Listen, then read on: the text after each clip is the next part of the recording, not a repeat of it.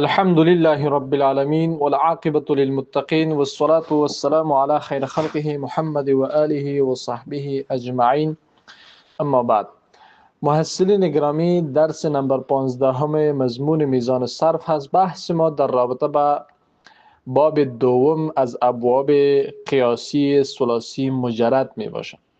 قبلا من شما ابواب قیاسی ثلاثی مجرد را با 5 دسته تقسیم کرده بودیم. باب اول فعل یفعل بود، یعنی ماضی مفتوح العین مضارع مضموم العین. باب نصرین شروع بود که 12 اقسامش را خواندیم.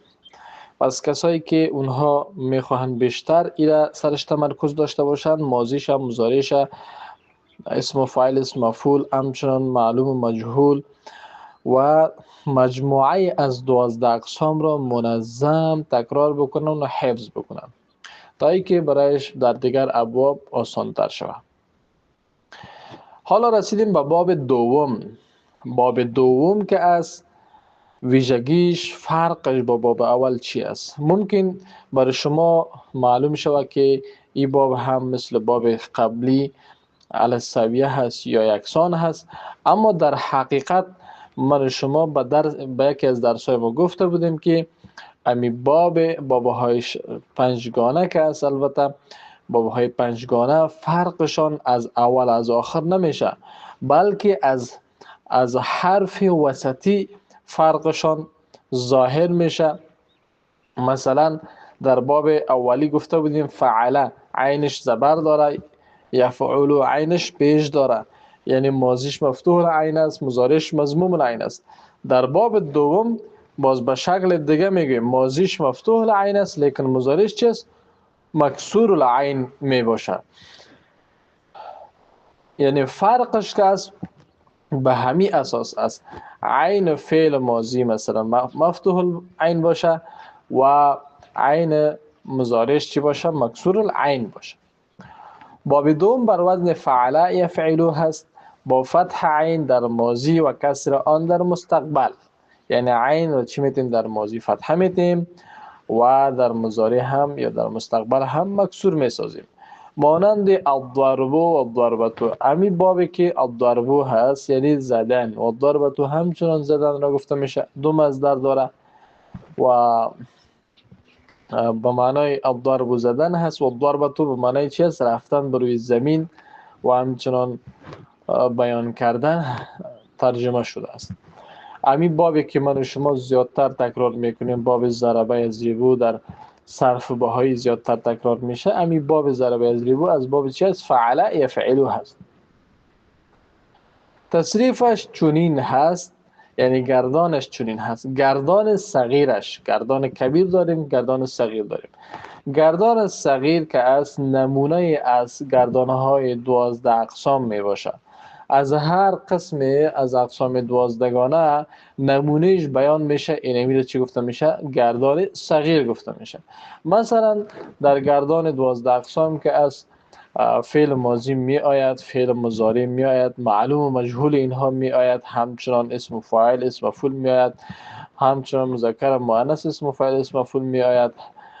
بحث امر میشه، بحث نهی میشه، بحث امر غایب میشه، بحث امر همچنان نهی غایب میشه. به همین شکل تقسیمات 12 اقسام برای خود چی می داشته باشه؟ این صرف صغیر می داشته باشه. اما صرف کبیرش باز چه وقت است که مثلا من و شما در صرف‌های خوانده باشیم که در اونجا صرف کبیر مثلا فعل ماضی که است دارای 14 صیغه است، فعل مضارع دارای 14 صیغه است، همچنان نفی البته نفی و جهد اینها دارای 14 صیغه است. خود نهی و امر که است دارای 6 صیغه است. به همین شکل اسمای ظرف میاد، ظرف مکان، ظرف زمان، اسمای عالم میاد، اسمای تفضیل میاد که در اواخر کتاب صرف‌های بسیار زیاد مهم و با ارزش است که اینها خوانده شود و همراه خواندنش تکرارش لازمی هست.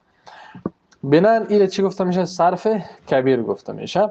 و در علم صرف همین چیزها بسیار مهم هم است. مثلا امی شناخت 3 اقسام که اسم فعل و حرف است، همچنان شناخت 6 اقسام که ثلاثی باز 2 قسم میشه، رباعی 2 قسم میشه، خماسی 2 قسم میشه که مجموعاً 6 قسم میشه، 3 2 6.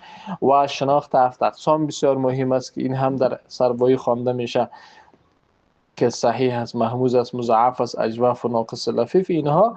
و شناخت 12 اقسام که این هم بسیار مهم است که ماضی و مضارع، امر و نهی، نفی اینها است. مثلا بنان حالا صرف صغیرش به اصطلاح سربایی میخوانیم که باب چی؟ فعل یفعل الضرب و ضربت. ضرب ماضی معلوم هست، میتونیم از این 14 صیغه بسازیم، ضربه ضربا ضربو تا به آخر. یضرب همچنان مضارع معلوم هست، میتونیم از این 14 صیغه بسازیم، یضرب یضربان یضربون. به همین شکل ضربه بسازیم مجهولش، یضربو بسازیم مجهولش. ضربن که اسم مصدر هست، فهو ضاربون، پس او شخص زننده است، اسم فاعل میشه، ضاربان ضاربون تا به آخر کل صیغه های کبیرش میتونیم که بسازیم. و ضریب مجهول است، یضربو همچنان مجهول است، ضربن مصدر میشه، فداک مضروبون اسم مفعول میشه، الامر اضرب امرش چی میشه؟ اضرب میشه. اضرب هم داره 6 صیغه، 3 تا برای مذکر، 3 تا برای مؤنث، چنانه که قبلا شما این درس ها را خوانده بودیم. و نهی عنه لا تضرب همچنان نهی داره به معنی چی است؟ لا تضرب یعنی نزن. این هم داره چند صیغه است؟ 6 صیغه است. از ظرف و مضربون مضربانی مضارب، همچون بخش ظرف را خوانده بودیم که از فعل مضارع ساخته میشد یا حرف عطین حذف میشد، در اولش میم مفتوحه آورده میشد، باز دوازش ساکن میشد، بعد از او را اگر مکسور مضموم می بود مفتوح یا فتحه برش میدادیم، از تضریبو چی میشد؟ مضربو میشد. بعد تنوین را در آخر با یا در آخر حرف لام قرار میدادیم تا اینکه از مضربو چی میشد؟ مضربون میشه، چون که اسم ظرف اسم است و قبلا که بود او چی بود؟ فعل بود. مضربان تثنیه‌اش است، بضارب جمعش است. والآلة منهم مضربون، او کلمه اول مضربون که اشتباه شده است. مضربون مضربتون مضرابون مضربان مضاریب که مجموع یعنی همه انواع اسم آله را شامل میشه. بعد از او بحث چی است؟ افعال و تفضیل المذکر از در امین باب چی؟ فعل یفعلو که ازربو ازربانی ازربون ازاربو. ما شما میتونیم که مجموعه این صیغه ها را از طریق کتاب سربایی چی بکنیم؟ حفظ بکنیم. و حفظ کتاب سربایی که نهایت مفید و مناسب برای کسایی هست که اونها ابتداءً درسای صرف را میخوانند. اسم تبذیل ازارب و مذکرش از زربا زربیان زربیاتون زربون زریبا. این برای چی وضع شده است؟ برای مؤنث وضع شده است. زربا مثل چی است؟ ازربو هست، یعنی بسیار زن، یک زن زننده تر. زربیان مثل ازربانی هست، 2 زنان زننده تر. زربیاتون مثل ازربونه یا ازاربو هست، مثل که ازربونه آن همه مردان زننده تر، همچنان آن همه زنان زننده تر هستند. و از همین باب است القلب، الظلم، الفصل، الغسل. القلب غلبه کردن، غلبه یغلب. حالا ما شما وقتی میگیم باب دوم فعل یفعلو هست، به این شکل باید بخونیم غلبه یغلب، غلبه یغلب اشتباه، ظلمه یظلم، ظلمه یظلم اشتباه، یا ظلمه یظلم این هم اشتباه. الفصل فصل یفصل، فصل یفصل این هم اشتباه.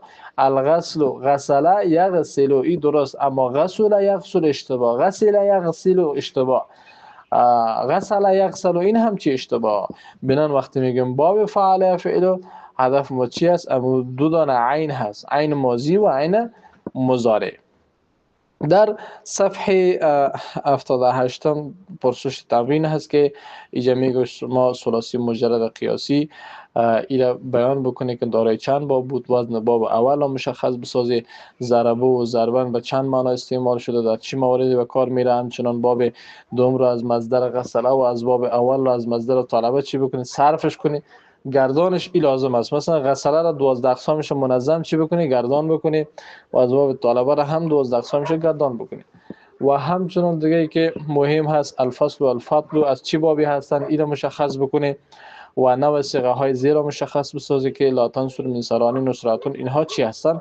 و در اخیر صیغه های عربی را میگو بنویسید یک زن یاری کننده تو یک مرد وارد شد تو مرد مورد ستم قرار گرفت، دو مرد مورد ستم قرار گرفته. به همین شکل اینها را به زبان عربی چی بکنیم؟ صیغه هایش را بنویسیم. و در صفحه 79 هم رسیدیم که در اینجا بحث ابواب چی است؟ قیاسی هست. بحث ابواب قیاسی ثلاثی مجرد هست که این هم باب سومش ذکر میشه در اینجا. قبلا باب چی بود؟ فعل یفعل بود. قبل از او چی بود؟ فعل یفعل که باب نصر ینصر. در اینجا که از فعل یفعل برعکسش است. قبلا فعل یفعل بود، اینجا فعل یفعل بود، یعنی ماضیش مکسور العین مضارعش مفتوح العین. قبلا ماضیش مفتوح العین مضارعش مکسور العین. این مشمول باب چی است؟ سوم هست، با کسر عین در ماضی و فتح آن در مستقبل می باشه، مانند از سمع و سماع، از سمع شنیدن و سماع گوش دادن و یا گوش فرا داشتن. تصریفش چنین می شود سمع. ما شما سمع باید بخوانیم، سمع اشتباه است. یسمعو باید بخوانیم، یسمعو چیز اشتباه است. سمع مثل باب ضربه و نصره باره باید چی شود؟ حفظ شود. یسمعو همچنان سمعان اینها مصدر هستند. سامعون همچنان اسم فاعل است. سمع مجهول صیغه باب چی است؟ ضربه هست. یسمعو سمعا فذاک مسموع. الامر منه اسمع یعنی بشنو و نهی عنه لا تسمع یعنی نشنو. از ظرف منه مسمع آله شنوایی، مسمعان دو آله شنوایی، مسامیع که شامل دو، سه و جمع و مجموعه آله چی میشه؟ شنوایی میشه. والآلة منه مسمع، مسمعة، مسمعان، مسمعان، مسامیع و ای آله ها می باشه. و البته مسمع قبلا که گفتیم ضرب جای چی؟ شنوایی یا وقت شنوایی. افعال تفضیل مذکر منه اسمع و اسمان، اسمعون، اسامیع. ای فقط خلاصش ذکر کرد. شما یک باب صغیر ضربه از ریبو در صفحات میزان صرفایی است، او را شما حفظ بکنید، مجموعاً کلا حفظ میشه. سمع، سمعیان، سمعیات، سمعون اسم تفضیل مؤنث هست. و از همین باب از العلم، الفهم، الحفظ، الشهادت، الحمد، الجهل، امی ابواب هم کلا وقتی با پیشوری ما می آید من شما باید چی بگوییم؟ العلم از کدام باب هست؟ از باب فعل یفعل. چگونه؟ یعنی ماضیش مکسور العین مضارعش چی؟ مفتوح العین. الفهم دریافتن از کدام باب است؟ باب سوم. کدام؟ از بر وزن چی؟ فعل یفعل.